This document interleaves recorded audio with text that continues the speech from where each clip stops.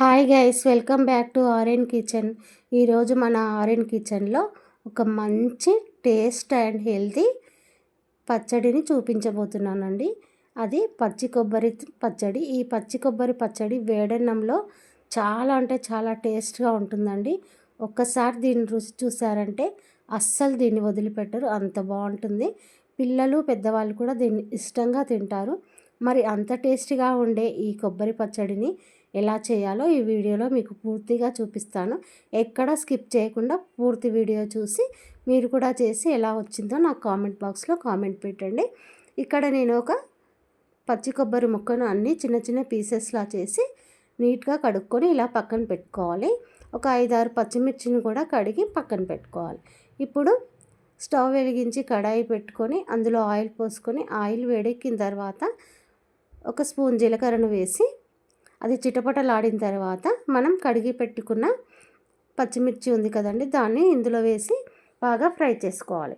ఆ ఫ్రై చేసినవన్నీ ఒక ప్లేట్లోకి పక్కన తీసుకొని అదే కడాయిలో పచ్చి కొబ్బరి ముక్కలను వేసుకొని మంచి కలర్ వచ్చే వరకు వీటిని వేయించుకోవాలి. వేగుతున్న ఆ కొబ్బరి ముక్కల్లోనే ఒక గుప్పెడు కరివేపాకును కూడా వేసి దోరగా వేయించుకోవాలి. ఇలా వేయించి పెట్టుకున్న ఈ కొబ్బరి ముక్కలను కరివేపాకును ఇప్పుడు మిక్సీ జార్లో వేసుకొని మిక్సీ పట్టుకోవాలి. ముందుగా మనము మిక్సీ జార్లో ఫ్రై చేసి పెట్టుకున్న కొబ్బరి ముక్కలు కరివేపాకును వేసుకోవాలి. తర్వాత ఇందులో పచ్చిమిర్చి వేసుకోవాలి. ఇక్కడ నేను ఒక కొబ్బరి చిప్పను తీసుకున్నాను కాబట్టి నాకు ఇన్ని పచ్చిమిర్చిలే పట్టాయి.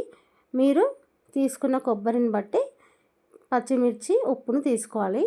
చింతపండు కూడా మీరు తీసుకున్న క్వాంటిటీని బట్టి తీసుకోవాలి.